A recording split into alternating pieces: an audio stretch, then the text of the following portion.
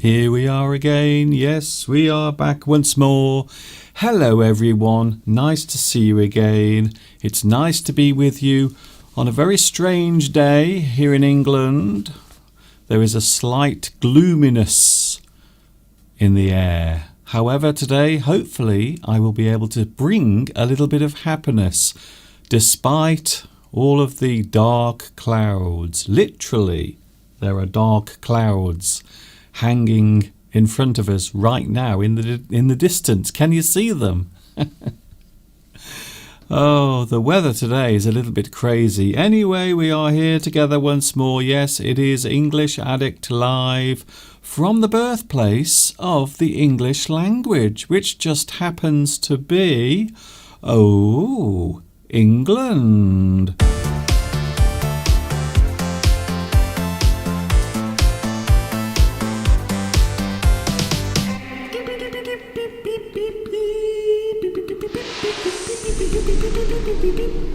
Oh, hi everybody. Guess what? This is Mr. Duncan in England. How are you today? Are you okay? I hope so. Are you happy? Are you happy today? I really hope you are feeling good and happy today because, well, I am trying to bring a little bit of sunshine across the internet. Now we have sunshine here in England. We also have some dark clouds as well. Not just real dark clouds, but also a general feeling of sadness at the moment because, if you haven't heard already, we lost a member of the royal family on Friday. So lots of people are feeling a little unhappy.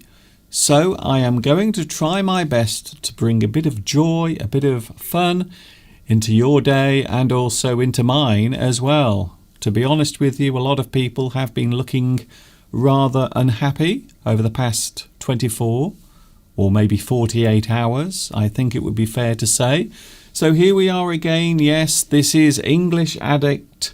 And for those who don't know who I am, because you might be watching now, you might be thinking, who is this strange man looking at me? Well, my name is Duncan. I talk about the English language.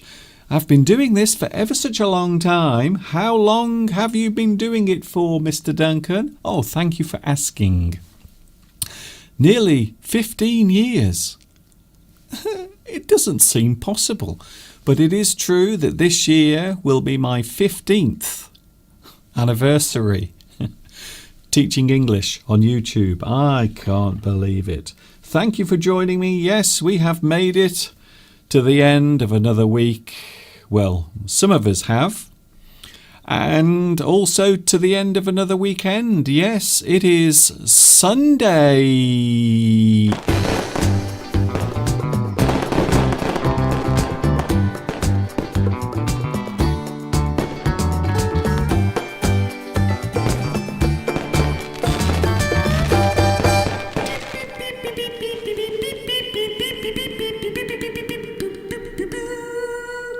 We are back together again. Nice to see you here today. Oh, how nice. I know, I am only with you once a week. So a lot of people, and can I just first of all say thank you very much for all of your lovely comments about my full English lessons, but also my live streams. Mostly about my live streams, asking, Mr. Duncan, can we have more live streams during the week? One is not enough. We need more of you. Really? You might be one of the very few people on this planet who actually wants more of me. Most people want to have less of me. However, last week, yes, I did upload another full English lesson. There it is. There is the thumbnail. And all of my full English lessons are available on my YouTube channel. There is the latest one. We are having a little break from full English, so I've done another 5 for those who have missed them. Perhaps you don't even realise that there are some new full English lessons. Well, guess what? There are. and I will be making some more a little bit later on in the year. However, today, yes, we are here live on YouTube. Not only me. Did you see last week's live stream? We were in the garden last week celebrating Easter with Mr. Steve. Yes, Steve will be here later on. We are going to take a look at one of our classic clips of myself and also Mr. Steve in the garage when we were tidying or trying to tidy the garage. So that's what we will be looking at later. And of course, yes, Mr. Steve will be with us live as well. He will be here. Definitely. As I said, a little bit of a sad note this week because we lost a member of the royal family. One of the most important members of the royal family, in fact.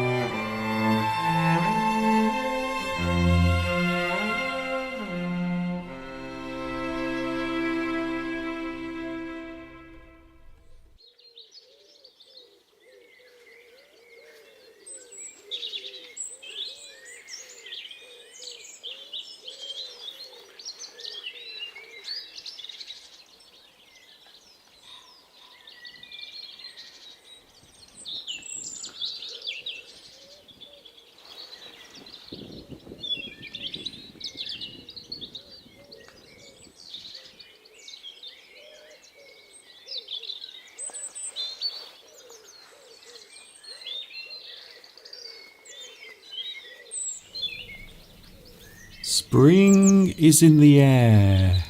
The blossom has come out. And can you believe at the moment outside? The weather is quite crazy at the moment. In fact, right now, believe it or not, it is snowing. There it is. Right now outside, we are having snow. It is the 11th of April. And we have snow. We have some April snow. Now, normally in April, we will get lots of rain. But we don't normally get snow at this time of year. So there it is right now. That is not a recording you are looking at. That is actually now. I will put my hand in front of the camera just to prove it. Just a moment. Wait there. Yes. Yes, you see? There. So that is a live view outside as we have snow coming down. Very weird. What a strange moment of time. Very unusual weather. I hope you are feeling good today. Yes, Mr. Steve will be with us a little bit later on. Here is another view. Looking outside the front, and now you can see the snow is really coming down quite heavily. I can't believe it. We're having snow. Why? How is that possible? We don't normally get snow in April. I will be honest with you. However, at the moment we are experiencing a very cold blast of air from the Arctic. So what you are looking at the moment outside is Arctic weather, which is currently coming our way across the UK right now. I can't believe it. I'm strangely fascinated by the unusual weather we are having right now. I can't begin to tell you how strange this is to be looking at snow in early April. Very weird. Oh, I've just realised we have the live chat. Hello, everyone. Hello to those who are watching right now on the live chat. Nice to see you here as well. Congratulations to Vitas. Well done, Vitas. Guess what? You are first on today's live chat.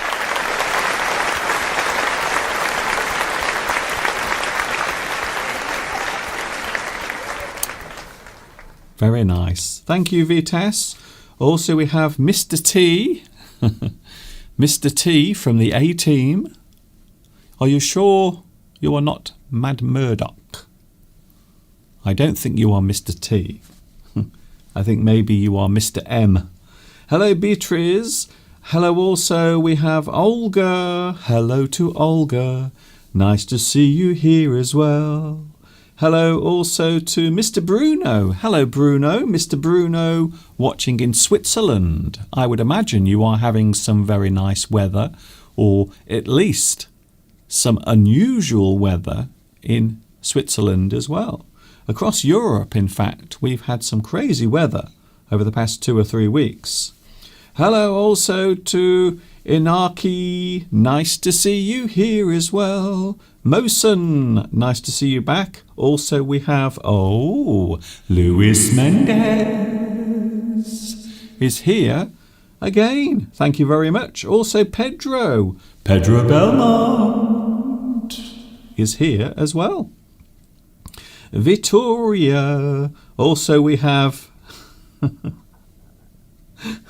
There are some wonderful, funny things going on at the moment on the live chat. I wonder. Hello also to Thomas. Hello to the Czech Republic as well. I hope you are having a good weekend where you are. Today we are going to try and keep things happy. A lot of people yesterday, I was in town yesterday. You may have seen the video clips a few moments ago, and I filmed those in Much Wenlock Town Centre yesterday. A lot of people looking a little bit gloomy because we had some very sad news here in the UK. So there are people who are not feeling very happy. They are feeling a little mournful. But what I would like to do today, if I may, I would like to bring a little bit of cheerfulness and also a little bit of happiness into your lives. I had a lovely moment of time on Friday. I had the most wonderful moment. Can you guess what it is? As you know, lockdown is slowly coming to an end here in the UK, which means that elderly care homes have now started allowing people to visit. But unfortunately, you can only have one visitor. And my sister went over on Friday to visit my mother, who is being taken care of. She has not been very well. However, I was able to say hello to my mother on Friday through FaceTime on the phone. So that was amazing. I was really pleased. Not only that, and this is the part that made me really happy, my mum actually spoke to me. And I thought that was the most amazing thing. So I said hello to Mum. She recognised me on the phone, and she even replied to me. And she says she misses me. So I thought that was the most wonderful moment, because between you and me, and you know I like to share my experiences with you, I really thought in my heart and in my mind that I would never be able to actually have a conversation with my mum again. However, I did on Friday. She said hello and she told me she loves me. And that's all I wanted. That's all I want. I'm happy, and my mum was laughing as well. She even had a big smile on her face. So I felt really good about that, and it put me in a good mood. Even though at the same time on Friday, people were feeling a little unhappy. I actually wasn't. I had a big smile on my face because my mum said hello to me and she recognised me, and I felt very good about that. Even though it was through the phone, because there are still restrictions taking place, unfortunately. But yes, it did happen, and I'm feeling very happy about that I could see my mum. And I will be doing the same thing next Friday as well. I will be having a little bit of FaceTime with my mother, who is in hospital. Isn't it nice when something good happens? It might not be a huge thing, maybe a moment of time that brings a smile to your face. However, as long as it makes you smile, that's all that matters. Sometimes a smile can go a mile. It can really help you to feel better. Hello also to Alessandra. We have a lot of people joining the live chat now. Nice to see you here. We have Mr. Steve. We are talking about words connected to being happy. We are going into the garage to look at one of our classic moments with Mr. Steve. Thank you also to Rosa. Oh, Rosa says, oh, that is a very good word, by the way. I like that word. Grumble. Grumble. A person who complains about things. We might say that they grumble. I like that word. As you know, I have a very strange fascination for unusual English words, and that is one of them, grumble. So a person who grumbles is a person who often complains about things. They might complain all the time. I think sometimes Mr. Steve likes to grumble about things. I can hear him sometimes when he's on the telephone in his office.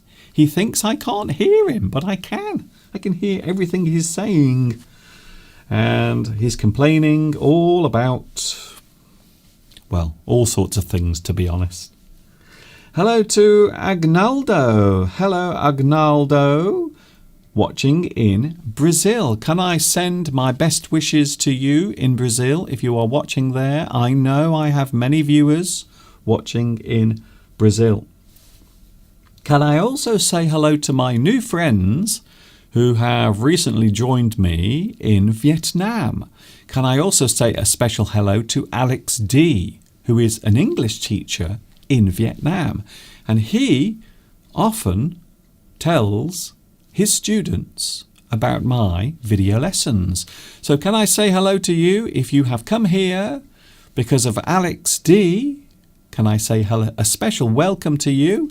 And also if you're watching, Alex, hello to you as well. A special hello from Mr. Duncan in England. Thank you very much for watching. We also have, oh, hello, Alessandra. We also have, oh, Tomek. Are you the real Tomek? Are you really Tomek? Because I'm not sure now, you see. Because there is another person who calls themselves Mr. T. And as far as I'm concerned, he is also Tomek. So please, who is the real Tomek? Can you now stand up and say, I am the real Tomek? Because I'm getting slightly confused, to be honest. Hello, John Joseph Tan. Nice to see you here as well. Hello also to Belarusia. Hello, Belarusia. Nice to see you here as well. Just in case you missed it, I got to speak to my mother on Friday. I said hello to her through the FaceTime app.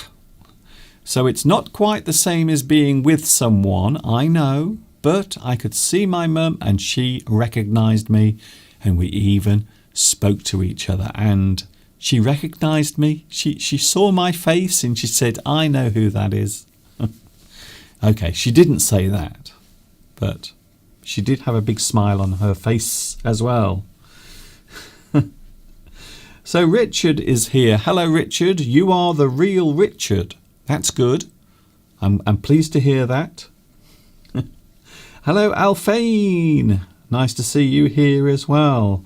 I did mention my full English lessons, and yes, there are some full English lessons, and there are some new ones as well. Yes, new full English lessons, which are now available on my YouTube channel. So here we go. Let's have a look at one of my earlier Full English lessons. This is taken from Full English number 29. And then after this, yes, he is back.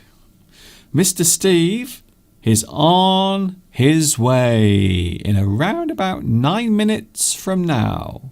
Don't go away.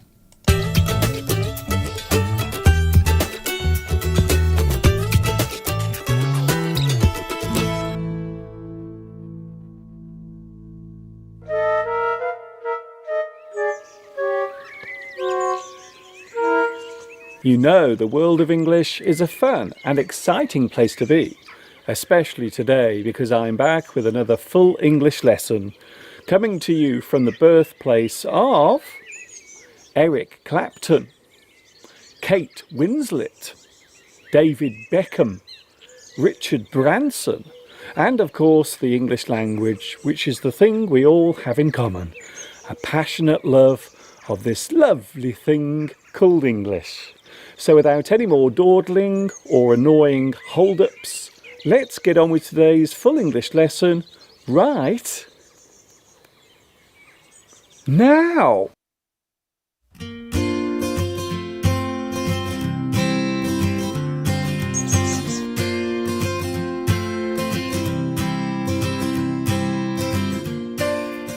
Can you see what I have in my hand? It's a hook. This might look like a simple object, but it has many uses, both inside and outside the house. It is useful for hanging things, either from a wall or ceiling. The word hook can be used in many ways too. As a noun, it names a piece of metal or plastic that is curved at one end. It is an object used for hanging things from. Hooks come in many different shapes and sizes. You can also use a hook to catch a fish. You put a hook on the end of a fishing line. An object for hanging clothes on is also called a hook. Once more, these come in many different shapes and sizes. A hook can also describe an eye-catching thing. Something that is used to get attention from people is a hook. For example, a sales hook, a short swinging punch, is also a hook. As a verb, the word hook can mean the action of attaching two or more hooks together. You can hook one thing to another. You can hook onto something. He managed to hook his leg onto the branch to prevent himself from falling. A person who has become over-reliant on something is hooked. To hook someone on a thing so as to get them addicted. The person who is addicted is hooked. My brother became hooked on drugs during his teen years. To lure someone towards something, such as an image, a person, or a song, is hook. The thing in question is attractive. It hooks you. You can hook up with someone. To meet a person with a view to starting a relationship is hook up. To connect electrical equipment together with wires is hook up. He came over last night to hook up my hi-fi speakers. To catch something with a hook is to hook something. I hope we will hook ourselves a nice big fish. To bend something into a hook shape is hook. He hooked his thumbs under his belt. The phrase off the hook means to be no longer a suspect or to become blameless and out of trouble. His wife's statement got him off the hook. There is also by hook or by crook, which means to succeed no matter what happens or whatever it takes. I will make this business grow by hook or by crook. To tell a person to go away, you can say, sling your hook.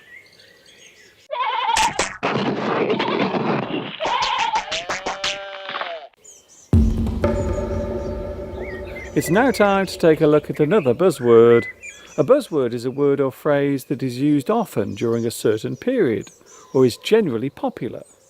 Today's buzzword is embargo. The word embargo can be used as a noun and as a verb.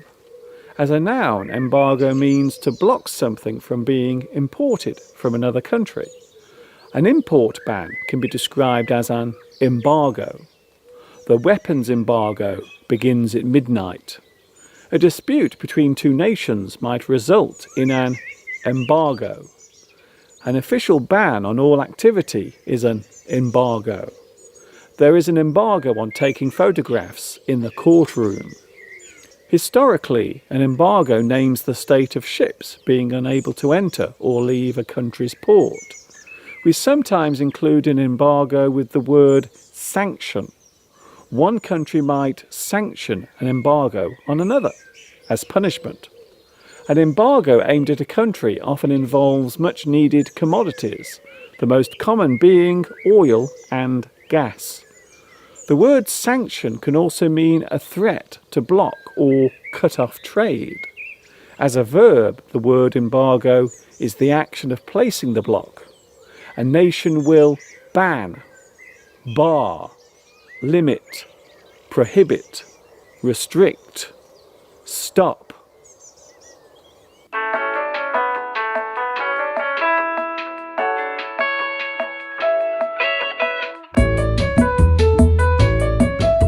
It's a fact of life that we all have to work. It is how we earn our bread and butter. It is a means to an end. We must do it to survive. There are many ways of expressing regular work. It is a job. It's an occupation. It is your profession. It is your livelihood. It's what you do for a living. The word profession also helps to name the type of job you do. What is your profession? I'm a sales assistant. We can also ask, what do you do for a living? I work as a sales assistant in a shop. We can ask who a person works for. This often relates to a big company or public sector service. I work at Google. I work for the fire department. You can work full-time or part-time. The average hours worked each week here in the UK is around 40 hours. However, some people work very long hours. Hospital employees might work very long shifts. Some workers might have to be on the job around the clock. The amount of work a person is willing to do varies. A hard-working person might be willing to work long hours, while some people might avoid work at any cost. They are work-shy. A work-shy person might be described as a layabout, slacker, bone idle, lazy. Why don't you go out and get a job? You're just a bone idle, lazy layabout.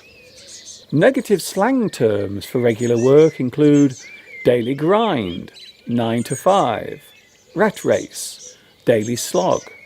An interesting job can be rewarding, while a dull or uninteresting job might be described as tedious, laborious, unrewarding. To work hard, you must slog your guts out, keep your nose to the grindstone, sweat, give your all. Having a job is a necessity. It is what brings in your livelihood, the income, your source of revenue, your earnings. It is a fact of life that we all have to work. It is how we earn our bread and butter. It is a means to an end. We must do it to survive.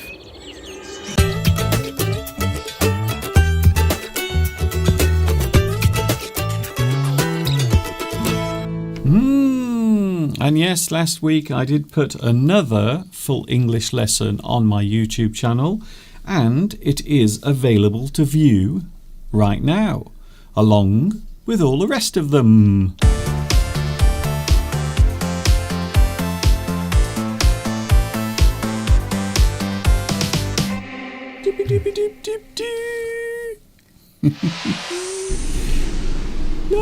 Look everyone, it's Mr. Steve, and he has a big smile on his face. He's a happy Mr. Steve. Oh, okay. Mr. Duncan, hello. Hello, and hello to everybody out there across the world. Would you like some applause to show my respect to you? Well, you can do. I won't say no Okay. to applause, even though I haven't done anything yet. Hello. I'm clapping everyone out there. Yes. So the applause are for Steve, but also for you as well, For showing up. because you can stand this. You can actually sit and watch this without wanting to. I want to say throw up. The magic of being able to do this, Mr. Duncan, never fails to amaze me. I mean, you obviously have been, as you have mentioned, I've noticed, been speaking to your mother. I have. Via, video conference or whatever you want to call it. Well, we use FaceTime. FaceTime on our iPhones. It was myself and my sister. So not only was I able to speak to my mum, but also she was able to speak to me. She actually recognised me. So I pointed the camera towards my face, and this is a face that once you see it, you never forget it. Most people, when they meet me, or after they meet me, they never forget me. They know exactly who I am, and also my name. Well, you'd expect your mother to remember you. Well, I know in her current medical condition state. Yes, okay. But nevertheless, that was very nice to see. Yes. And in fact, this morning, a friend of mine in Malaysia, because we visited there, haven't we, in the past, many times. One of our friends, Azar. That's right. It was his birthday today. Yes, and what I loved, Steve, was you were practicing once again your sign language that you haven't used for years. That's true, because the friend I have in Malaysia is deaf and dumb, actually. Oh, yeah. What's the matter? I don't think we say. I think we do. Anyway, we don't say deaf. Okay. We don't say hearingly challenged and vocally challenged person. Yes, is that the politically correct way to say it, Mr. Duncan? We definitely don't say deaf and dumb. I don't know. I've lost. I don't know what's politically correct and what isn't anymore. Okay. And quite frankly, I don't care. Okay. Because I'm not trying to offend anyone. Anyway, he can't hear me, so it's all right. But yes, so I haven't. We last went to Malaysia how many years ago? 20 years? The last time I went there, Steve, was actually 2014. So I made a little video lesson. I actually went to Malaysia, made a video lesson in Malaysia, and it is available on my YouTube channel. So I did do that. But yes, the first time we went to Malaysia was in 1996.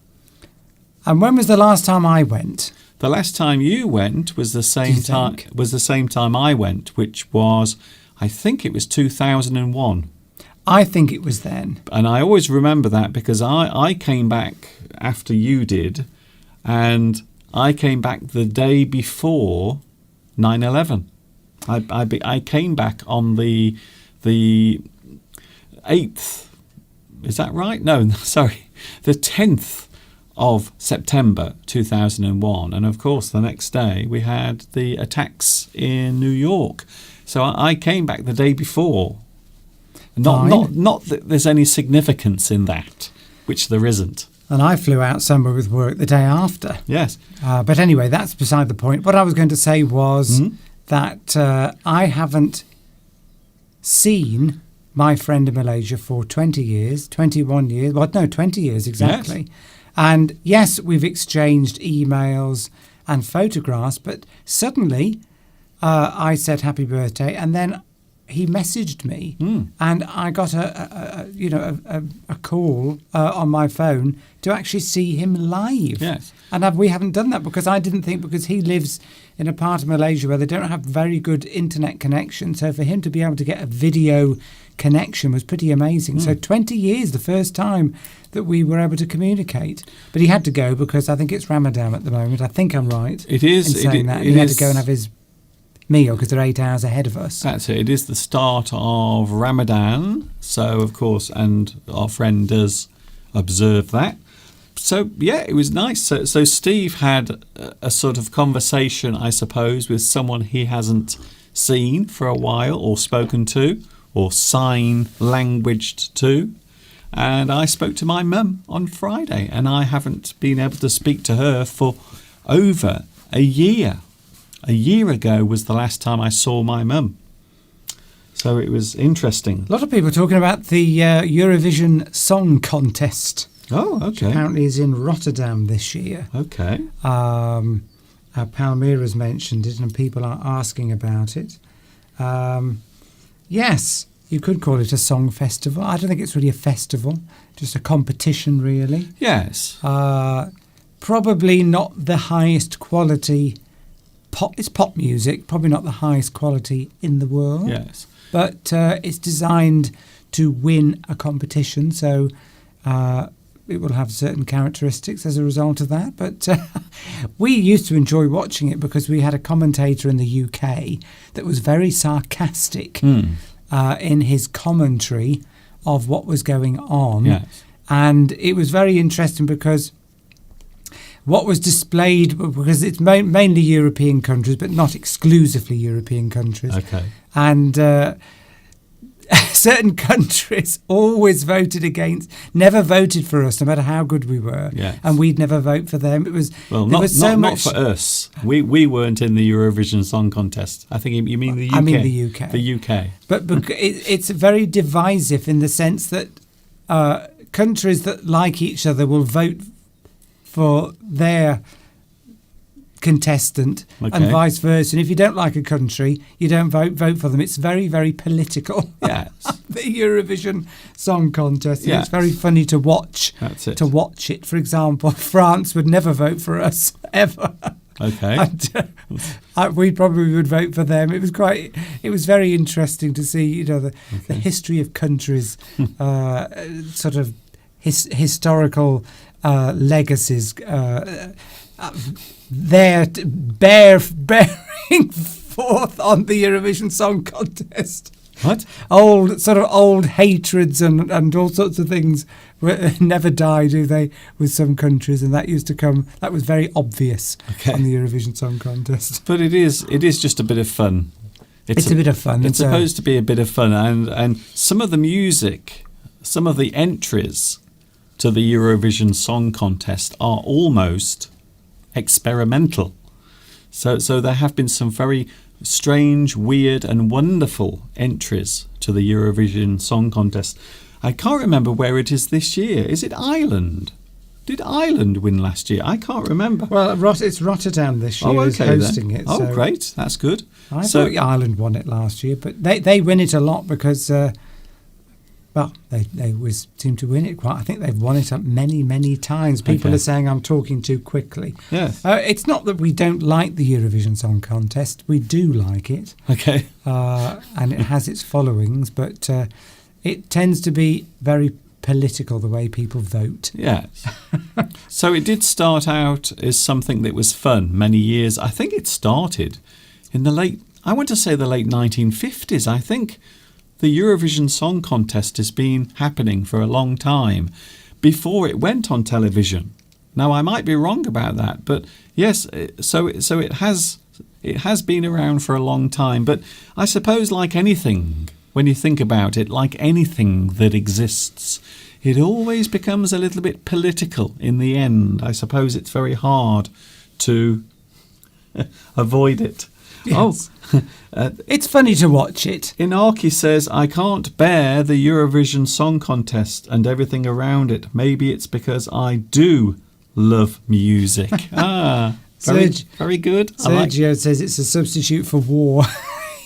Yes. I think you're right. I always think that the Eurovision Song Contest is like a war with no casualties. Well, I suppose your hearing might be one of the casualties, having to listen to some of the songs. What have I done, Mr. Duncan? The chat's disappeared. I don't know. I don't know what you've done, Steve. I don't know what you've done. Steve, once again, pressing all the buttons. Oh, it disappeared and said error. Okay, so I pressed something and then it disappeared completely. Error. But yes.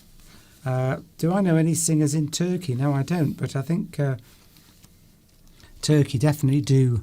Do they enter the Eurovision Song Contest? I think they do. You don't have to be in Europe to enter the Eurovision Song Contest. But I think Turkey definitely do take part. But I can't think of any, don't know the names of any singers. No. Richard said we need an American jury. Well, they would probably favour us. Yes. Well, maybe, yes, but they probably would. It'd be very difficult to get an unbiased judges of the Eurovision Song Contest. Yes, you really need a neutral country that has no hatred towards anyone in Europe, which to be honest with you, these days isn't easy. It's not easy to find a neutral country. Do you know who used to be the neutral country? I think it used to be, was it Switzerland? Well, it certainly was during World War II. Yes, it's very interesting that, isn't it? But I don't know how it would be classed now. No. There we go.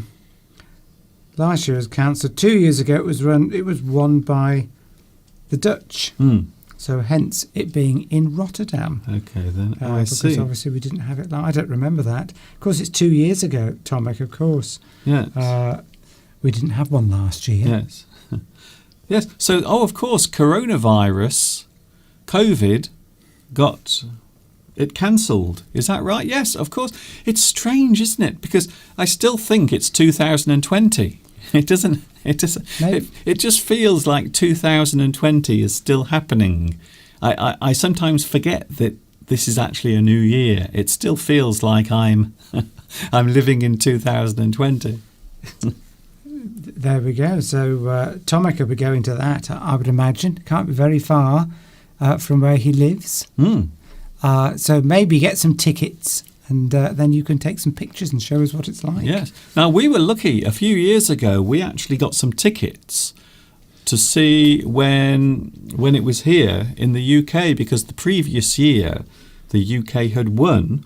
But this is going back a few years to the late 1990s. So it was when we won the Eurovision Song Contest in the late 1990s. But we were lucky enough to get some tickets, not to the actual performance, but the rehearsal for it.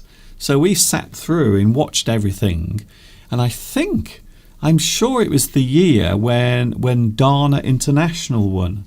I think it was. And I think that was the first time a lot of people had heard of, I want to say transsexuals, but I apologise if I've got the wrong pronoun or name there, but I think that was the first time people came across that sort of thing for the first time. And since then, I suppose things have changed. So it was always seen as a sort of milestone year when Dana International took part in the Eurovision Song Contest. And of course, later on, there was that lady with the beard as well. Careful. Which came... Careful? Why? Well, it was... It was a lady with a beard. Am I wrong or right? I'm sure someone, and I know you will, someone will correct me. Have we been to Turkey? Yes, Mies. Twice. Atale. Yes, twice. We have been there. We've had lovely holidays in Turkey, in the south. I think it's the south. Fethiye. Yes, we went to Turkey. I even made a lesson. So I've made an English lesson in Turkey as well. So watch that. Yes, what number is it? What number is? I have no idea what number it is. I've made so many lessons over the years. Sometimes I forget. But yes, I did make a lesson all about going on holiday, and the holiday I was taking was in Turkey, and it is on my YouTube channel. So what are we talking about today, Mr. Duncan? Well, besides the Eurovision Song Contest, which we didn't know we were going to talk about, we're talking about something pleasant today, something happy. I've noticed outside, well, first of all, you've been outside digging in the garden again. Oh, I've been very busy. Very busy. And we noticed that there were lots of birds around you, because at this time of year, many birds are starting to build their nests. They are looking for places to build their nests. And here is a short video clip that I filmed around 3 or 4 years ago. And in this video you will see that there is a small bird trying to get into my letterbox.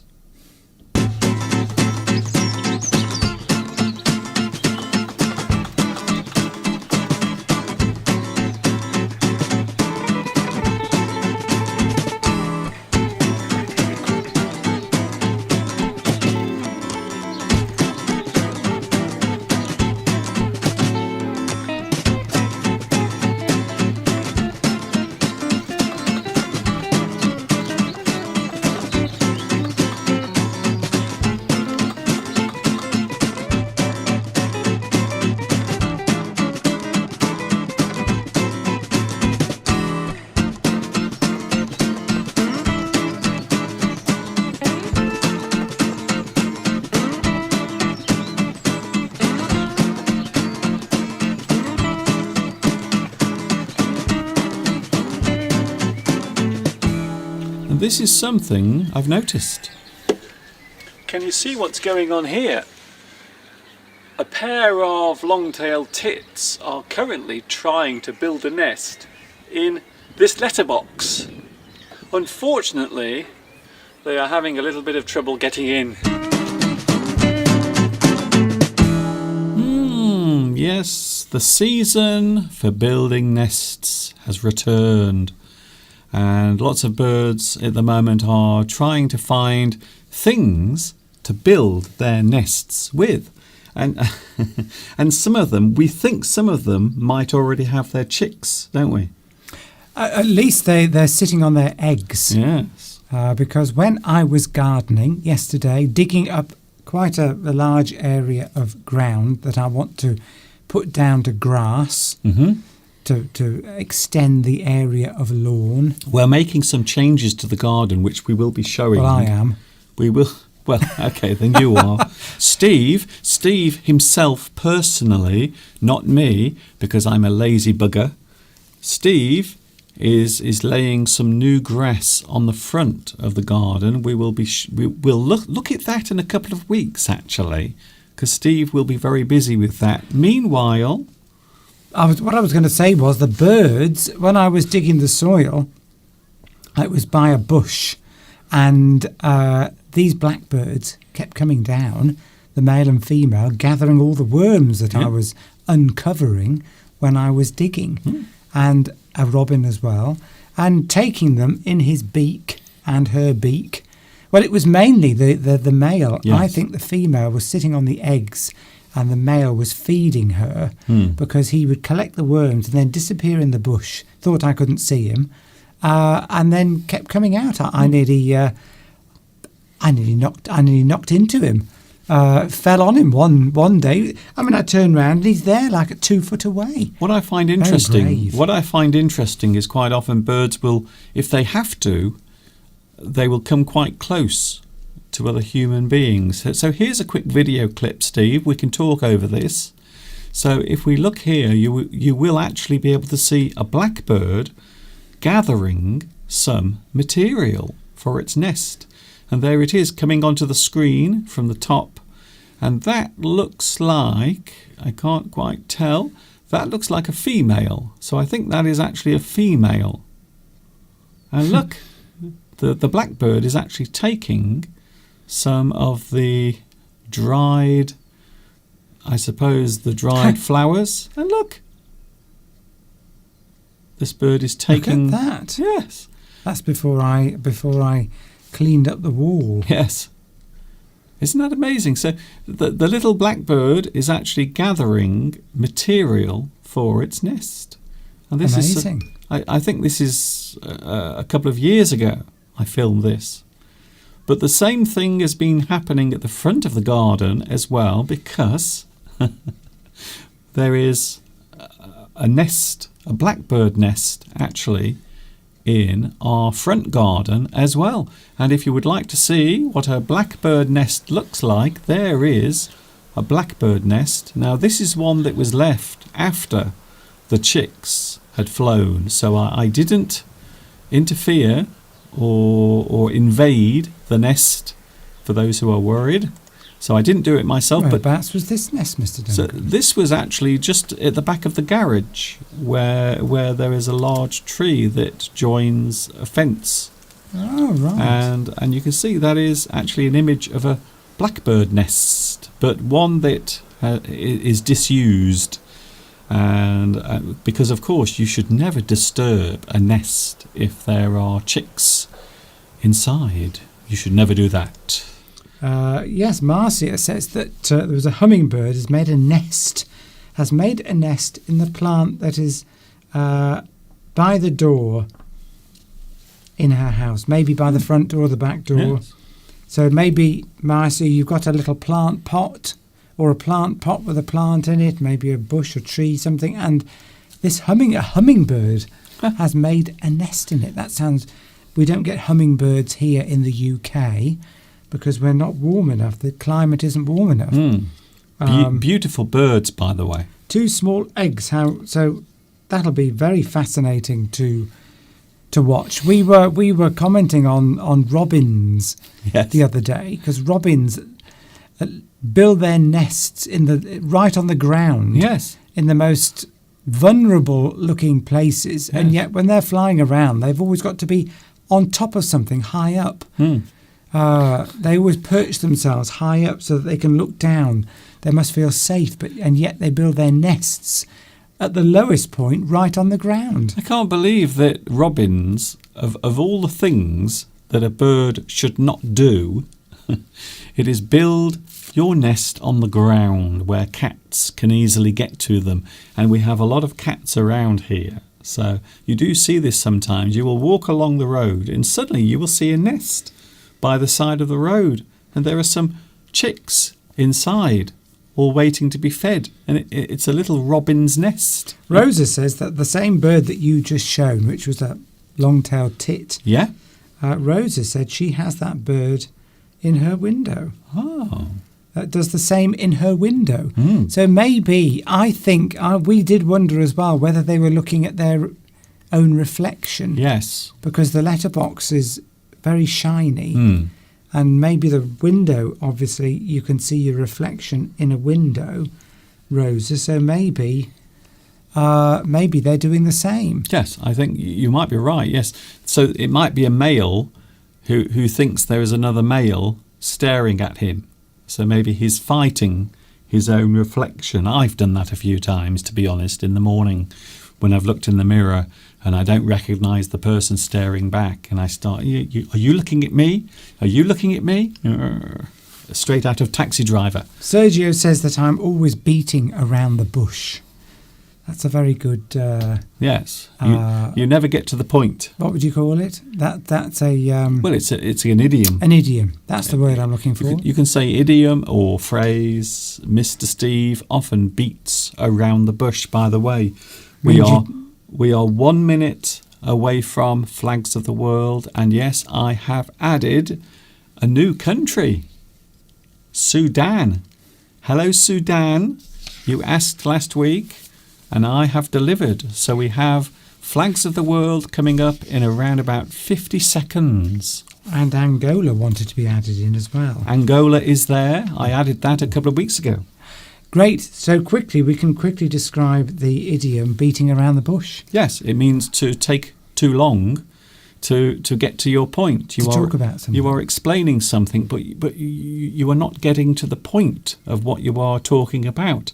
You are just talking without saying what the subject is. You're not being concise enough, using few words to explain what you want to do, what you want to say. Come on, get on with it. And I do tend to do that. Yes, that is true. It is true. I do beat around the bush. Anyway, no more beating around the bush now, because it is 3 o'clock here in the UK and it's time to take a look at those lovely, fluttering flags of the world.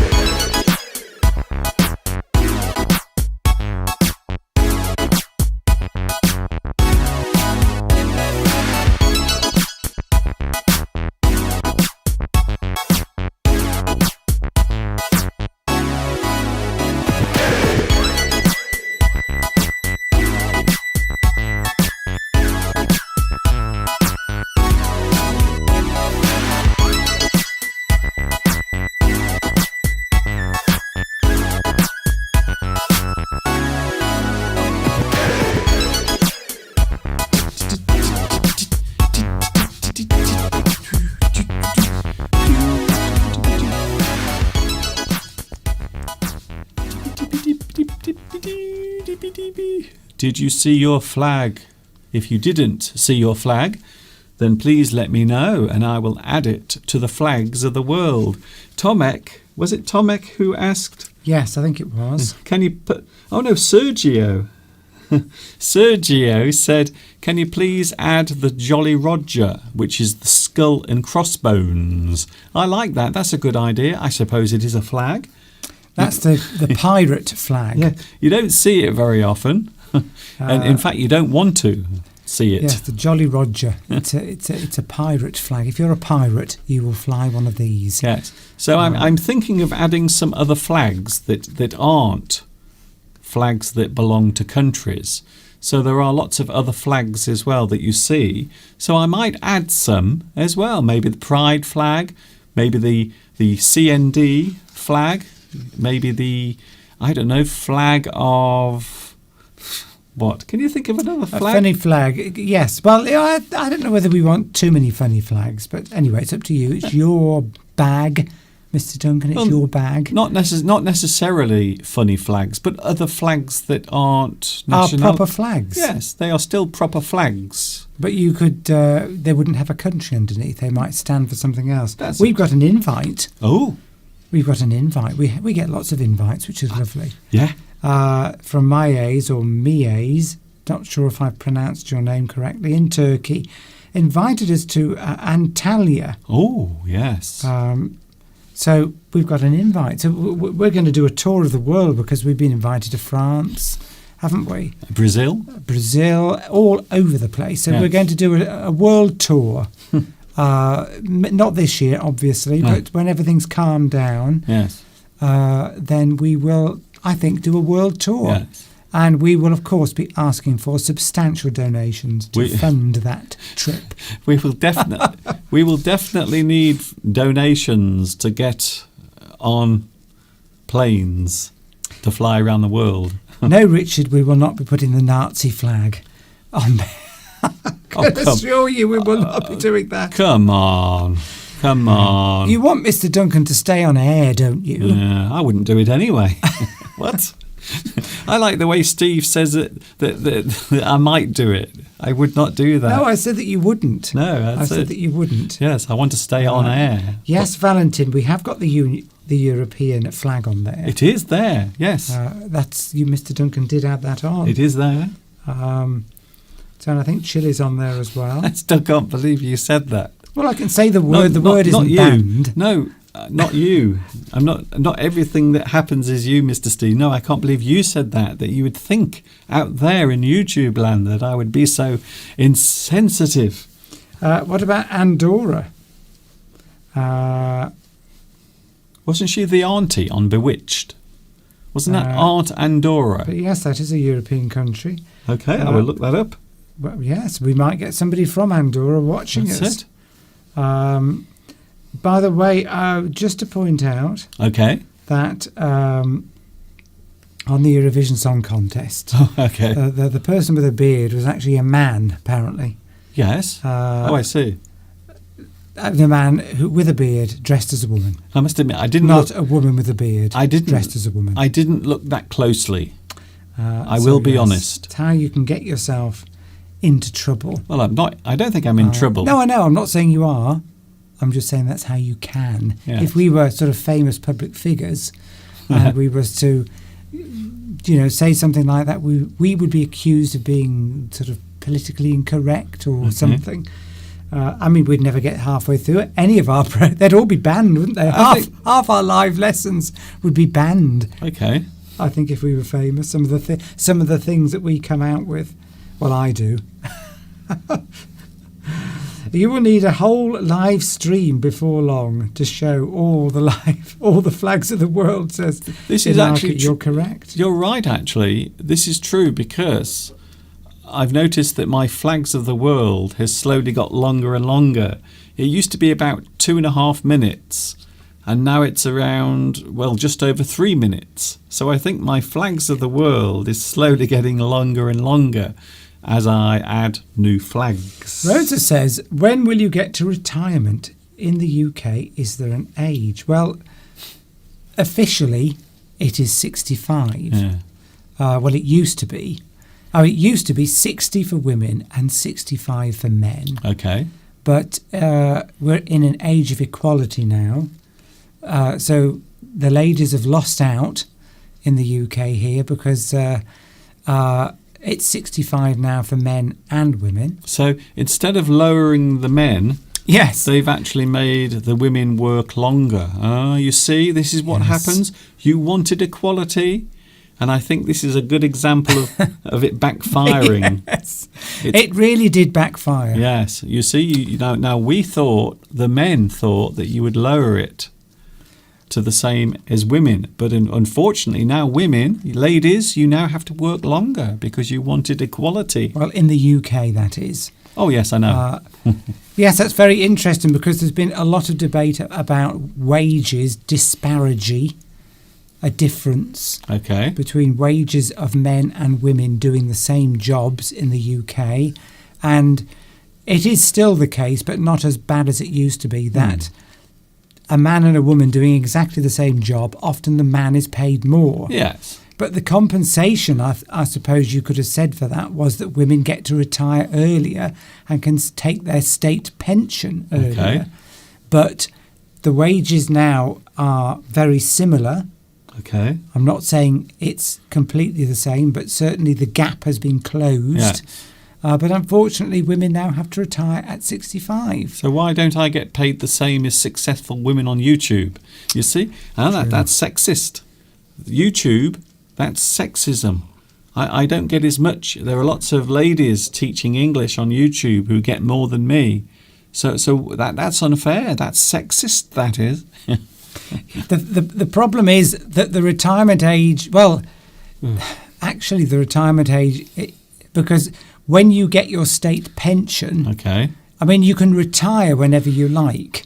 You can draw a pension from the age of 55 if you've got a personal pension. Okay. You can draw that from 55, but you cannot now get a state pension until you're 67. Well, I can't.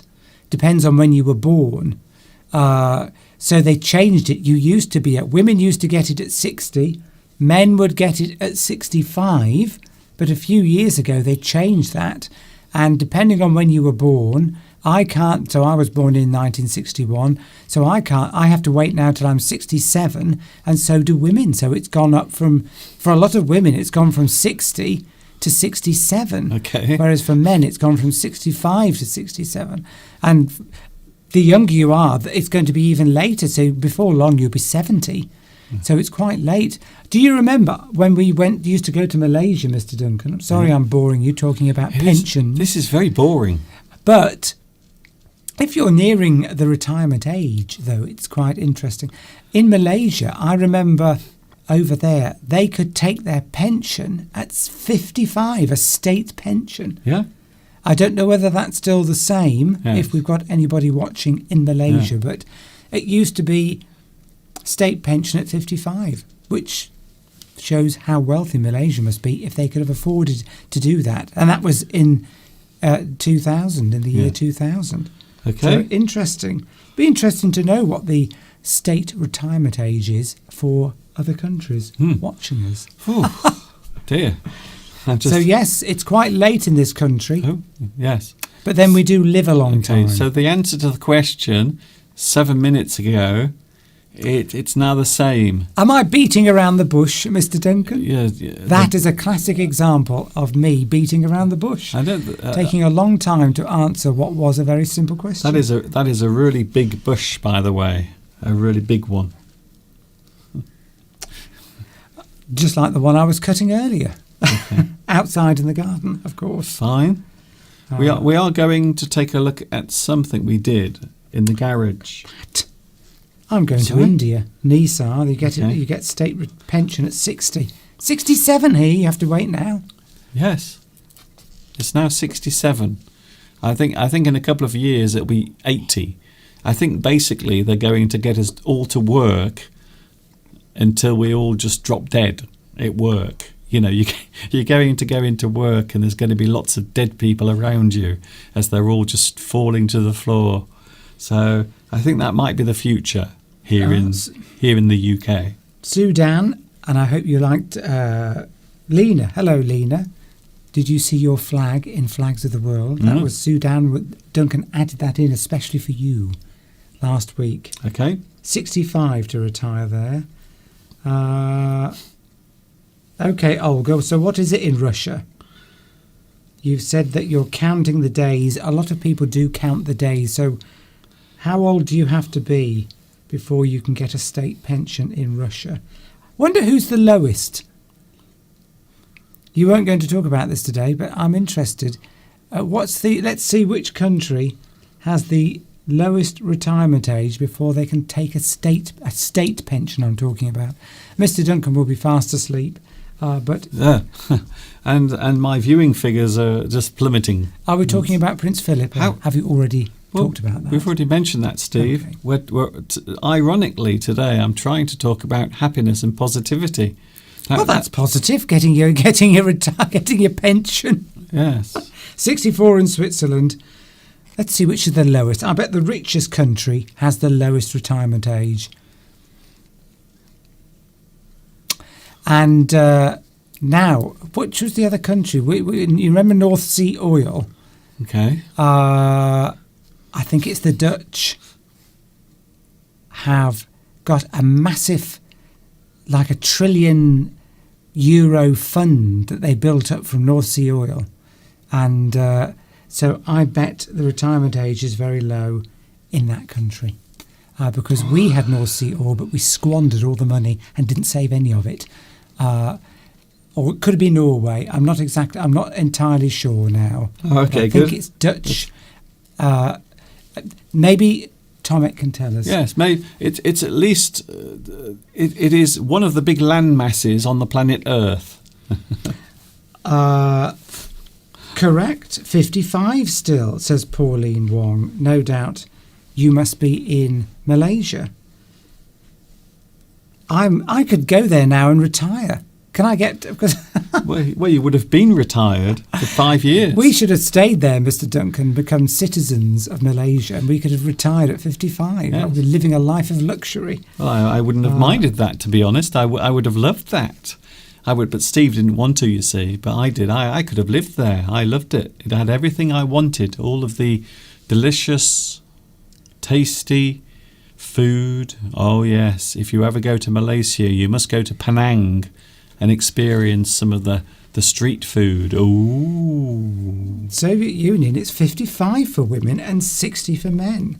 That's very good. So I could go there now, become a citizen and retire. Yes. Because I am, of course, 60. Yes. Although, obviously, am I a woman, though? I could have retired at 55. This is like a monologue. It is really, isn't it? Yes. But yes, there we go. Soviet citizens being well looked after by their government.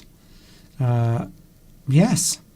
Yes. Yes. 55, yes. 60. I've got to wait till I'm 67. Yes, we know. You've told us. This we seem to be going... It's my birthday, says Snoo Earth, a.k.a. Arpit.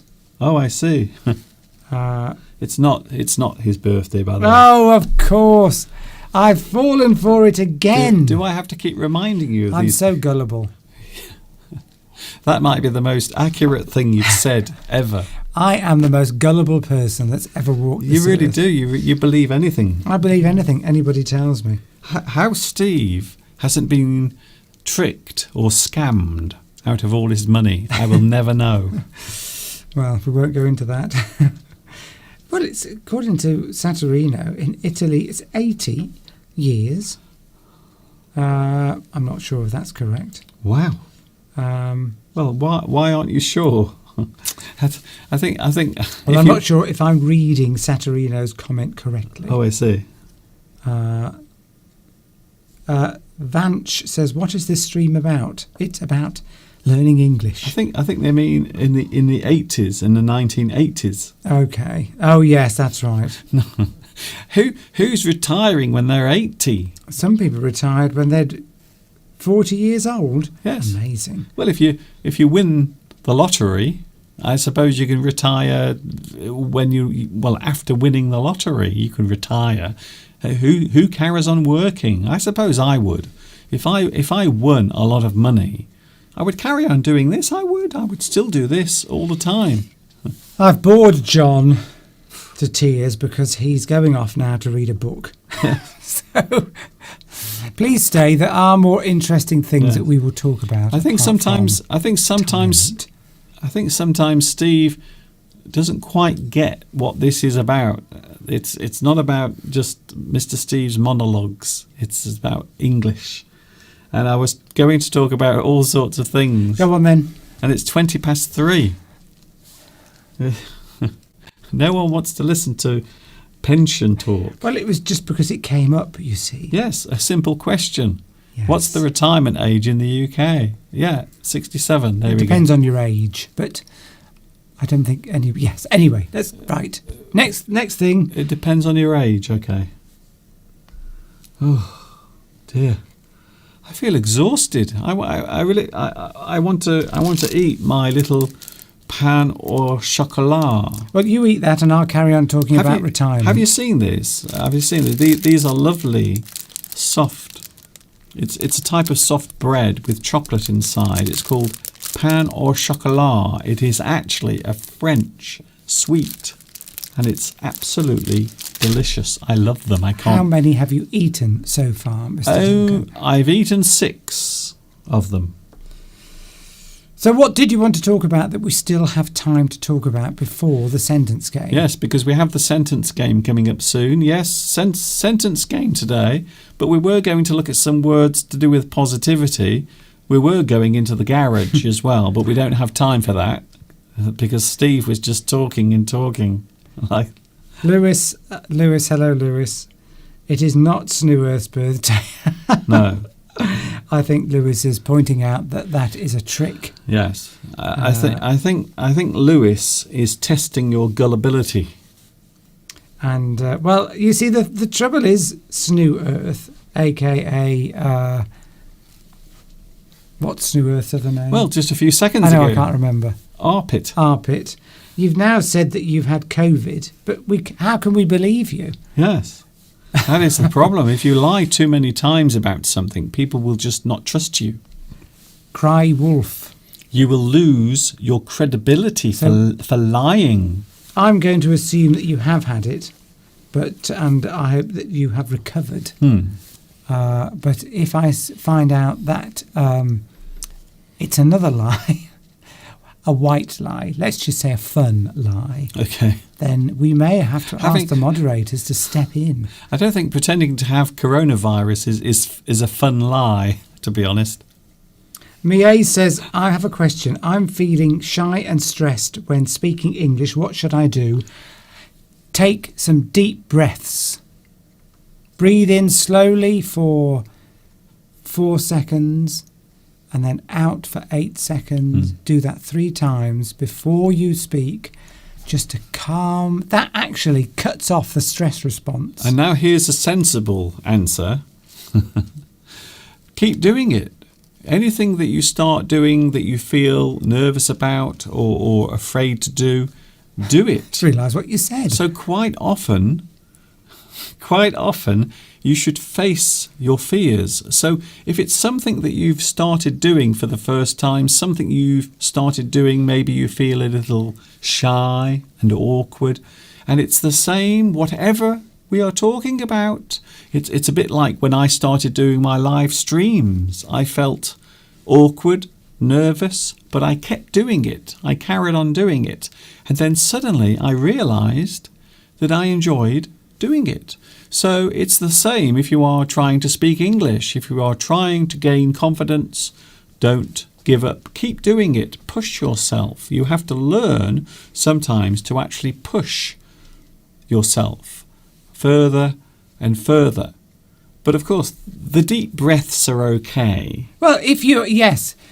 Obviously, what Mr. Duncan is saying is practice, and eventually you will develop the confidence. Then you won't be as nervous. Yes. But if you feel like really nervous or tense before you're going to do something, then that deep breathing exercise can really work because it cuts off the stress response. Breathe in slowly for 4 seconds, out for 8 seconds and do that 3 or 4 times, and that will at least calm you, and then you can practice, and then you can practice and practice, and then you won't get stressed. That's it. As Mr. Duncan said. The more you do something, the more you enjoy it, the more you enjoy it, the more you want to do it. And the cycle will then continue.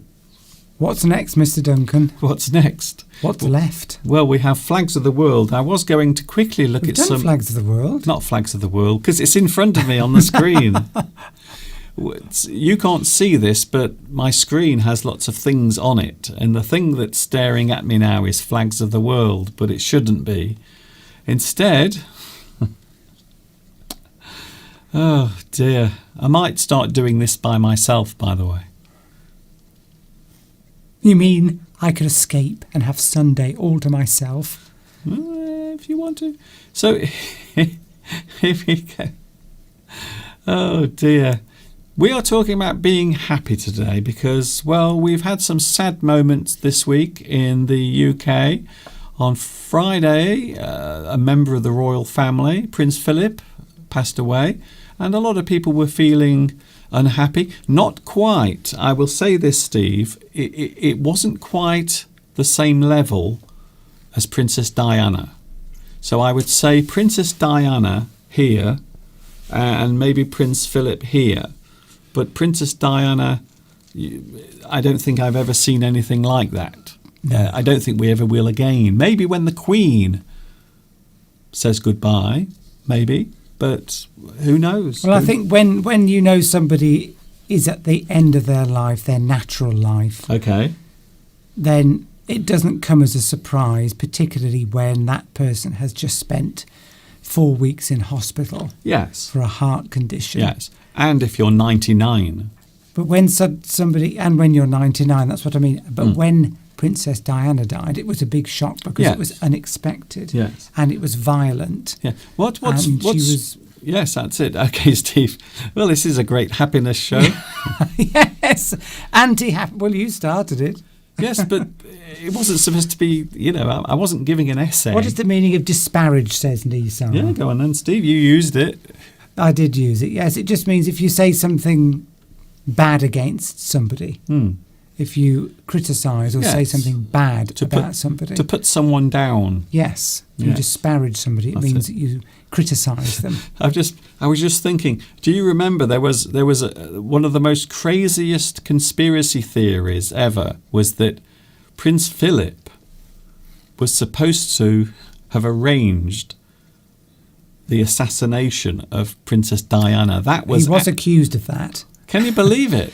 There were people out there who actually believe that he arranged what happened on the 31st of August 1997. Wasn't that a conspiracy theory put about by the father of somebody who died in that accident? I don't know. I think you have to know the facts before you say that. No, I think that is, but I'm trying to say it without actually saying the name. Yeah, okay. Because few people died in that accident, and yes, one person that died, father, is quite famous, owned a big department store in London. Okay. And I think he was the one that came up with that theory. Okay. Which hasn't been proved, of course. No. We will be very clear on that. Okay. Well, Steve will anyway, because he'll be the one getting sued.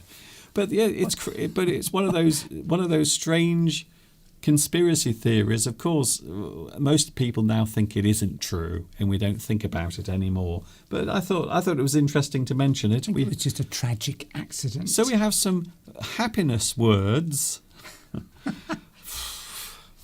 Thank you, Steve. Now, when we talk about being happy, I really don't feel like it now, by the way. We've just been talking about death. Okay. To be cheerful or full of cheer. I like that word. I like meeting people who are cheerful. And I think these days people take things far too seriously. Would you say? I think people take things too seriously. We are constantly looking for problems. We are looking for being maybe offended by something. So I think these days people do try to be offended They are looking to be upset and offended. So to be cheerful, to always look on the bright side of things, a cheery person. Smiling, happy, Yes. joking. Yes. Even if inside you're dying inside because something terrible's happened to you. You can be cheery on the outside, and quite often if you're cheery on the outside, even if you fake it, then it will actually cheer you up on the inside. Apparently that's a well-known psychological sort of trick. Okay. That if you are very unhappy, but you pretend to be happy, Okay. and it will actually have an effect on your body So and make maybe you better. maybe you could try that sometime. I was waiting for that, Mister. You could try it sometime, Steve. Try to be happy sometimes. Well, I can come on the live stream and smile and be happy, and then I'm boosted for the rest of the day. Boosted. Yes. Here's another one. Is cheerful the same as joyful? Says Danielle. Well, here we go. We've got it now. To feel joy, to be joyous or joyful. Yes, you are full of happiness. You are full of joy. To feel joy is to feel happiness. You are maybe happy about something. Maybe you've discovered that you are going to have a baby. Or maybe you are about to adopt a child, like Mr. Steve and myself. Something like that. So you feel joy. You are joyous. Sergio's bringing us lots of joy. Says he likes Iggy Pop's happy song, "It's nice to be dead, to be underground." Iggy Pop. Iggy Pop is a man who never wears clothes. He's whenever you see Iggy Pop, he's always semi-naked. I don't know why. He used to have a nice body, but as he's got older, it's sort of started to sag a bit. Yes. He should cover up now. But he should cover up. still insists on showing us Yes. his tattoos, even though you can't read them now. That is the problem, by the way. If you have a tattoo on your body when you're young, it looks great. But when you get older, it sort of wrinkles up, and it's like a screwed up newspaper. You know when you throw a newspaper away and you crunch the newspaper up. Well, that's what the tattoo looks like when you're about 80. It's the same. I've never been asked this question before on a live stream. Okay. From Nisar. Yeah. What toothpaste do I use? What, toothpaste? Yes. Obviously, I didn't think Nisar was admiring my pearly whites. I didn't think you used toothpaste. Well, I use a very cheap toothpaste. It's very cheap. The cheapest one you can buy, in fact. Yes. Because I don't know, I've just got naturally white teeth. I can't help it. Well, strangely enough, on the camera, they don't look white. They look yellow. Oh, I see. So is Nisar suggesting I think Nisar that I need to use a different toothpaste? Yes. But I think that is actually because of the lighting in the studio. Because you adjust the colour. But my teeth are actually bright white. People have to put sunglasses on normally when they speak to me. They say, "Oh, your teeth, they're so white." They put sunglasses on and a bag over Mr. Steve's head. So, yes, maybe Nisar is saying that my toothpaste is not good enough. And my teeth... Of course, British people are renowned for having very bad teeth. Yes. The Americans in particular always joke about British teeth because our teeth are all misshapen and wonky. Steve. Don't they? Yeah. They always joke about British teeth. Steve, all right. I'm just putting that across. Yes. We've got to move on because we're doing an English show. Faster then, faster. Move on. We're doing an English show. To be in good spirits. So this is an interesting word, actually, spirits, because spirits can refer to your mood or your feeling. So a person's mood is a person's spirit. You are in good spirits. You are in bad spirits. And of course, spirit can also mean alcohol as well. So I always think that's a great word, because to be in good spirits, it might be that you're feeling happy because you are drinking.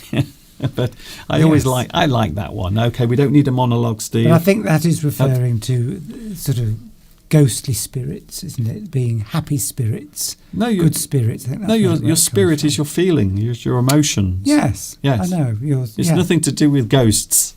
Oh, I don't know. I'm just putting it out there. Yes, I know, but only if it's accurate. Yes, well, Steve. Iggy Pop's getting a mention. Yes. Again from Tomek. Okay, then. Yes, he looks great considering all the drugs he's consumed. Well, that's exactly what Tomek says. Didn't know you'd read that. No. To be upbeat. Okay. Not beat up, like Mr. Steve will be in a minute. That's completely different. If Mr. Steve keeps talking, he's going to be beat up. Which means to be punched. And hit. And hit. However, if you are upbeat, it means you are happy and cheerful. You are positive about something. Exactly. I'm glad you couldn't hear that. Okay, that's better. I've just cleared my throat. To be upbeat about something, you are cheerful. You are happy. Yes. The Chancellor was very upbeat about the economy. Yes, positive. Positive. It means he's making things sound maybe better than they are. Okay. During the Flags of the World, someone said you should have the Jolly Roger. Well, there is the word now, jolly. If you are jolly, it means you are cheerful and happy, a jolly person. And I think everyone knows someone who is always positive and happy, a jolly person. A jolly person, you associate jolliness with sort of laughing a lot and moving and sort of jolly, sort of. It's different to being happy, isn't it? It's a different phrase. Yes. Well, it's a person who is always happy. They have a good character. They're always positive. When they walk into the room, they always make the room glow with happiness. We're not talking about Steve, by the way. Definitely not.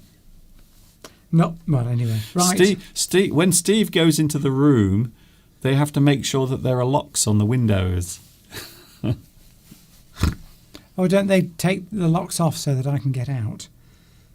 No. How about, are you going to use this phrase, in the pink? In the pink. Well, I suppose in the pink means to be healthy. So we often say in the pink when we are talking about a person's health. But it is a fair point, by the way, to say that a person who is happy quite often will feel healthy. And we often think of that. Happiness and health can be linked together quite closely. Jolly people are either on drugs or mentally disturbed, says Tomek. Oh, okay then. So are you saying that you're not a very jolly person? Which one are we? Well, no, I'm normally, I would say I'm normally sort of not jolly. I'm not a jolly person. You're a bit, you can be a bit depressed. Morose. Yes. Morose. The morose. You often look on the negative side of everything. I do tend to, my father said to me, you're a pessimist. Yes. You're a pessimist, you are. Yes. He said that to me when I was about 10. Oh, I see. 10? You were pessimistic at 10. I remember him distinctly saying it to me. He said, "You're a pessimist." How can you be pessimistic at 10? I don't know, but obviously my father picked up on that. How can your spirit be crushed at the age of 10? It's amazing. I can still remember him saying that. And so I thought, well, okay, if that's what you're saying I am, that's what I'll be. Yeah. Wow. So I've lived up to that ever since. Yes, you're doing a very good job of it. You could say my father, though, was an eternal optimist. He was a very optimistic person. He was a glass half full kind of guy. Yes. Whereas I'm a glass half empty. No, your glass is empty and smashed on the floor. True. Yeah. That is true. And you've cut your fingers on the broken glass. Yes. There's no water and never was. No water. The glass is broken and Steve's got lots of cuts all over his fingers. So that's Tomek, if you've got any drugs, then I'll come over and we can get jolly. Right, that means all sorts of things. But anyway, and maybe we can join Sergio as well. Okay. This is not the lesson I had planned, by the way. A bubbly person. We all know someone who is bubbly. I suppose you could use the word jolly as well. So a person who is jolly, they are bubbly, they are always happy, they always have a smile on their face. Yes. Inaki, there's a good... I'm upbeat about the end of the pandemic. Good one. I like Like it. That's it. And we are slowly coming out of it now. So tomorrow, can you believe it? Tomorrow, all of the shops are opening. I believe that the pubs and the bars are going to start opening as well over the next few days. So, yes, everything is slowly turning. It is slowly going back to normal, slowly. So things are changing here positively. And yes, many people are now upbeat about it. They all have a positive outlook. And that is the opposite, Judika, of beat up. Yes. Which means to physically hit somebody Yes. until they probably fall on the floor and can't move. So, Okay. yes, sort of the opposite. A happy person is often optimistic. An optimistic person might be described as happy or positive, like Steve just said about his father, quite optimistic. I think I am quite optimistic. I'm upbeat. I have my moments where things get me down, like YouTube never promoting me and making everyone... Damn you, YouTube, damn you. Damn you, YouTube. Damn you. Things, and the BBC stealing my ideas. Yes. Oh, Yes. Anyway, have you spoken about that already? we haven't, no. Well, we can do that another time, maybe. That's not very upbeat. The BBC, hello BBC, if you're watching, BBC have stolen one of my ideas and they're Yes. using it. I can't believe it. So, hello, if there is a BBC producer watching at the moment, could you please stop stealing my ideas and making them your own? Everyone steals your ideas. They do. Everyone watches me. They take my ideas and then they use them. And the really annoying part is they have more success. Well, it's like live streams. You were the first. I think you must have been the first person ever to do a live stream. I wasn't the first, but I was certainly the first person to do regular and certainly in the UK, regular live streams. And lots of people have copied you. Yes. So it is a bit annoying. I will be honest with you. Anyway. To be optimistic, you always go further, says Inaki. Yes, you see, I believe all this. Because if you are optimistic, then... I mean, there is a saying, I can't remember how the saying goes. Okay. But somebody who was a philosopher was questioned when they were, getting on in years. Old. And said to them, he said, I spent my entire life thinking everything was going to go wrong. And one or two times in the last 70 years, it did. In other words, most of the time, it doesn't go wrong. So why carry on worrying about the things that are going to go wrong? That's the difference between you and me. Yes. Whenever we plan something like a holiday or do anything, then I'm always thinking of what could go wrong.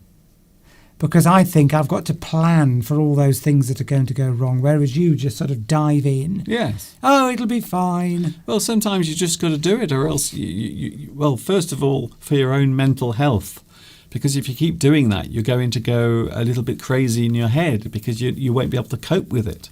Here's another one, Steve. One more, and then we have the sentence game. To be jovial. Jovial? I actually love this word. And can you believe that this word has a very interesting source where it actually came from? You'll never guess, but it's a great word. Well, okay, then guess. I don't know. Oh, okay. To be jovial. Yes. Jovial. Well, we know it means somebody who's laughs. Yes. And tells jokes and is always happy. Their mood is good. Yes. But a jovial person, the word itself comes from the planet Jupiter. Jupiter, yes, I thought so. Did you like how I did that, Mr. Duncan? No. I'm always happiest, when I'm on these live streams. Anyway, as I was saying before Steve shouted over me, Jupiter is where it comes from. Because apparently people born under that planet sign apparently tend to be very happy.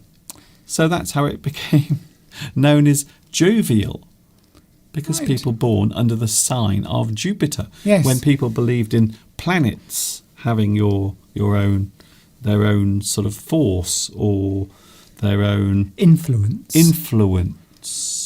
Yes. Astrology. Okay. Yeah. So yes. You talk about. I've heard astronomers talking about the Jovian atmosphere. Okay. So Jovian, jovial or Jovian refers to Jupiter in Yes. some way. Okay.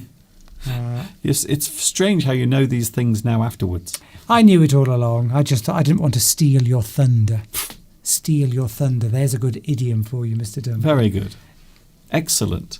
Here we go then. It's time to play the sentence game. We have some positive things coming up right now because it's time to play the sentence game, everyone.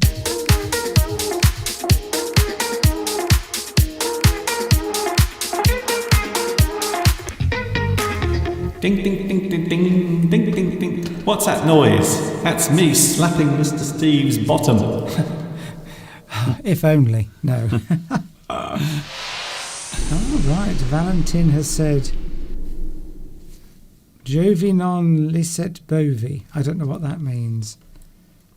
Yeah. Okay. But anyway, sentence game.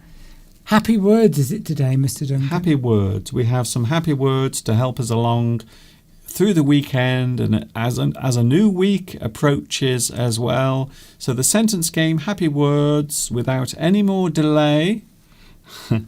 It's impossible to be happy all the time. Life has its ups and downs. Yes, we're not suggesting that we should be happy all the time. Only when you're on Mr. Duncan's live stream. No. Then it is compulsory for you to be happy. Well, I always say Compulsory. it's easier to be miserable than happy.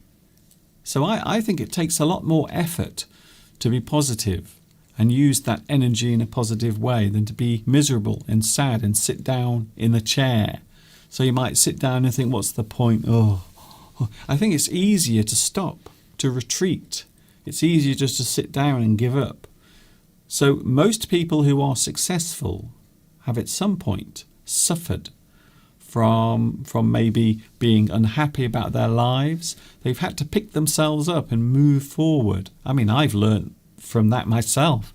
I have been through a situation very similar to that, you see, where you think, well, it's easier just to sit down and forget about things and think, what's the point?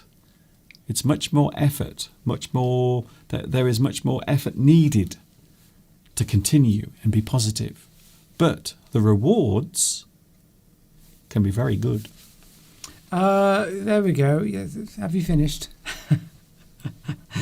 Zudzika, you do join in on the live streams. Yes. Many times, so I don't know what you mean by your comment there. You must join in. It is compulsory. Yes. Here we go then. The first sentence game. We've only got 15 minutes, so we have to make these fast. No, we're not suggesting that people always have to be positive. We're not suggesting that that's how you've always got to be. No. But we're just talking about the words. Yes. I think a few people seem to think that we're suggesting that you've always got to be happy. That's impossible. No. The minute I come off this live stream, I become depressed. Yeah. He goes into the corner of the room and starts crying his eyes out. He cries like a baby. And that's it. When I'm not on the live stream, this is on the live. Well, what you see here is not what is the norm. In real life, Steve is very dull. Very dull person. Dull as dishwater. Dull, absolutely dull. Dull as dishwater. Dull. Unless you give me drugs, and then I'm happy. I'm only joking. What? I'm only joking. Why do you keep saying that? I'm joking. 2 glasses of wine, though, and I'm anyone's. What? I'm joking. If you say that, if somebody says, 2 glasses of wine and I'm anyone's, it means that you will sleep with anyone.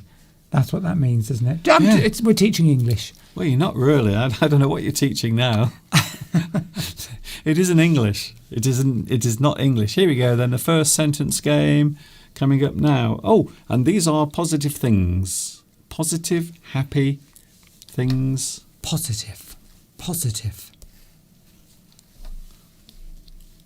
Is that the deaf sign language for positive? I don't know. I'll have to ask my friend in Malaysia. You're the sign language expert. I've forgotten it all. Happy. I think that's happy. Happy is when birthday. you... Yes. Birthday. And this one is friend. I know friend is this. Friend. And this one is how much for the whole night. That's American sign language, which is what they use in Malaysia. We've got our own version, of course, obviously. We can't copy everybody else. Have to have our own complicated version. Anyway. Just like the same reason we drive on the opposite side of the road to most people around the world, just to be awkward. Okay. Steve, Right. Steve, we have... Sentence game, happy words. Yes. Get on with it. You always something, so much something. Oh, it's on there. Yes, it's been on here for about 3 I minutes. didn't even realise. You don't realise anything. I don't know. I just don't know how Steve gets through life. Why haven't you? What? I think we've already got the answer. Oh, okay then. You always something, so much something to something. So Nisar got the first word right, I think. Oh no. Yes, the second word. Yes. Concentrate. And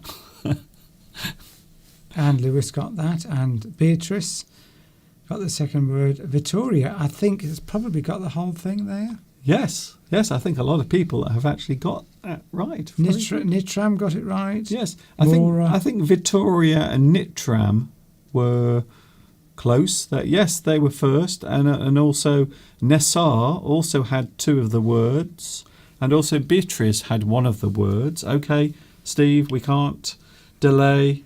I wonder if we can we get seconds there? We've got minutes, hours, and minutes. Can we get seconds as No. well?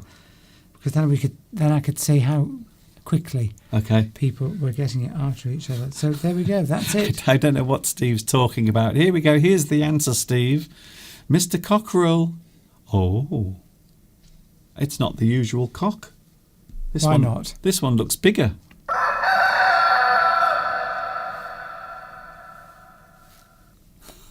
What's the answer, Mr. Duncan? Pregnant pause there. The answer is, and congratulations to those who got it right. Bing!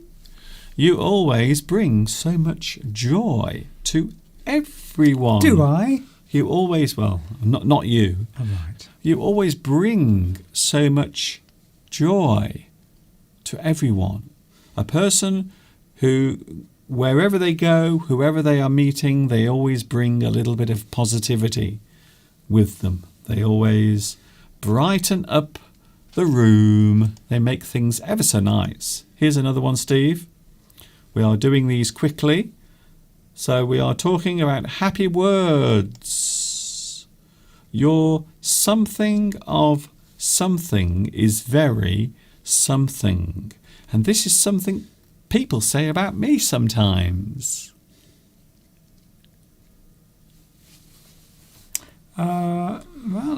Yes.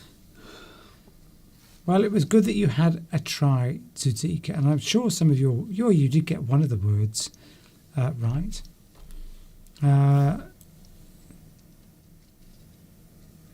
Interesting. Cocks don't lay eggs. They do not. Cocks do not lay eggs. I can verify. Yes, definitely. Return of a previous champion, we could say. I like the fact that Tomek has now changed his name back. Yes. Well, we were assuming that T was, yeah. Well, it was. It was. Well,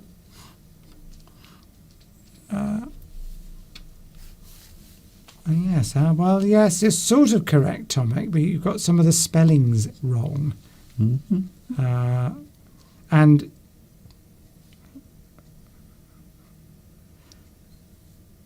I think one of those words is spelt differently in American than it is in English. Yes. Would I be right there? This is actually a little bit of a trick as well, because there are some differences in the spelling. So some of you might not be spelling the word correctly, because there is a difference between British English and American English with the spelling, you see. Yes, and you've got to use the English version in order to get it to come to 6 letters. Yes, the British We're English. talking about the middle Yeah, word. that's it. So, yes, Vittoria. 100% correct. So, yes, Tomek, you and... oh, right.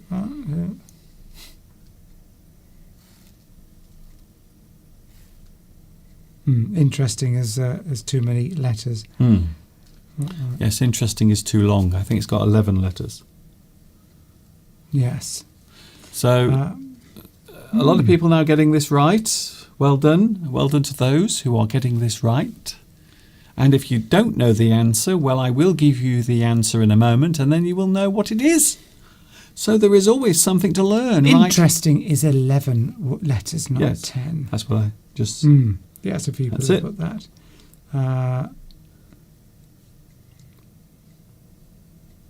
Oh, well, that's interesting. Yeah.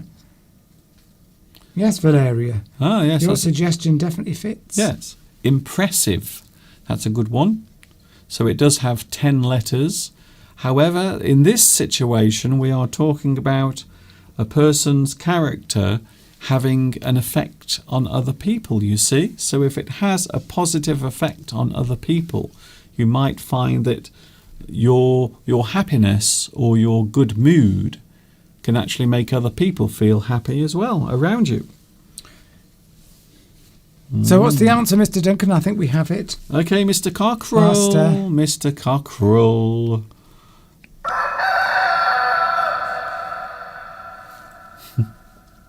Answers, please. The answer coming up right now, for those who don't know, the answer is bing. Yes. See? Your sense of humour. Your sense of humour. Sense of humour. Yes, a person's ability to make other people feel happy or amused. So your sense of humour, the things that you find funny, the things that make you laugh is your sense of humour. So maybe the things you say and do, the things that are funny that you do, make other people feel happy as well. And then everyone else in the room feels happy also. Your sense of humour is very infectious. What makes you laugh or what makes somebody else laugh? And if something's infectious, then we know what that word means now. We've had a whole year of infectious diseases, so it's one particular one. It's interesting that you can use the word infectious in other ways. So we often think of diseases as being infectious, but anything that spreads can be infectious. Maybe a person's character, maybe that it can have an effect on other people. It can be infectious. It just means that if, say, for example, you're laughing and joking, then that rubs off onto other people. There's another way to say it. It means somehow you induce that sense of humour in other people. You pass it on. Do you just like an infectious disease is passed on. Well, I'm just explaining it. Oh yes, I'm agreeing. In ways that other people might understand. So when was the last time you rubbed off on someone?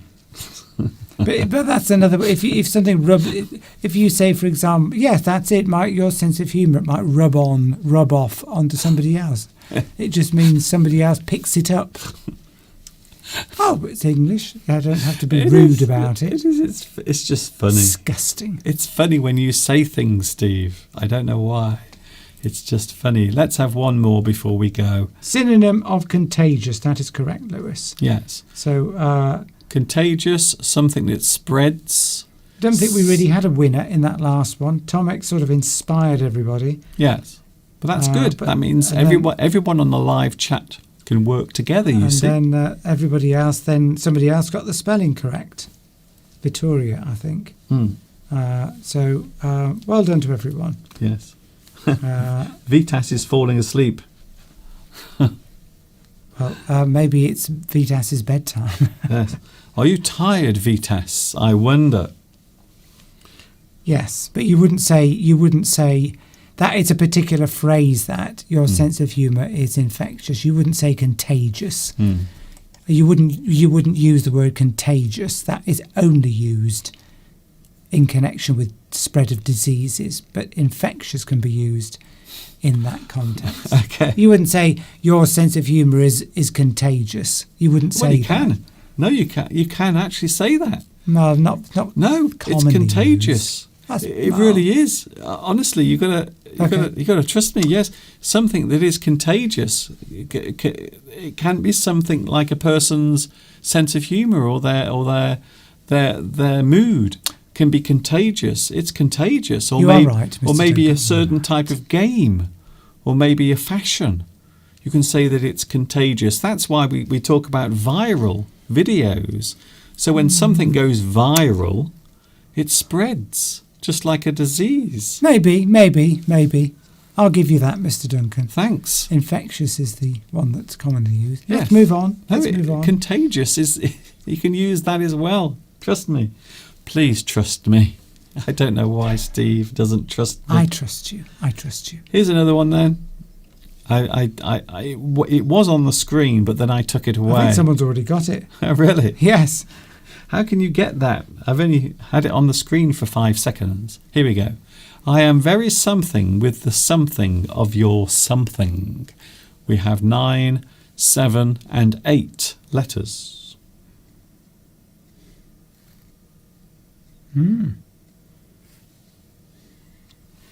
Few people have got surprised correct. So maybe something you are pleased about. Maybe something that you feel that you want to, I don't know, give a compliment about. I am very something with the something of your something, especially when you're buying something. So there is the clue. You see? Well, in that case, It's a little clue. is that correct there, Mr. Duncan? Is that correct, Mr. Duncan? That's looking good. Yes. Who is that? Victoria. Victoria, yes, that's looking Yes. very good. Well done, Victoria. Victoria. Nice. I was going to give you a fancy pants then. That's a good one, yes. Yawning is contagious, says Vitas. Yes, it that's is correct. true. Watch this.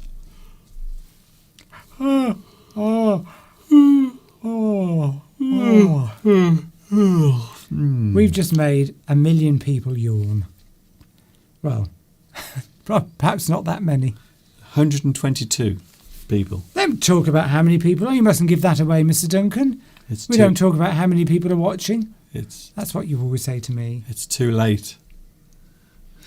Well, I think we've got an answer. Good. And the first person to get it right Victoria, I was think. Victoria. Victoria, Yes. congratulations. Well done.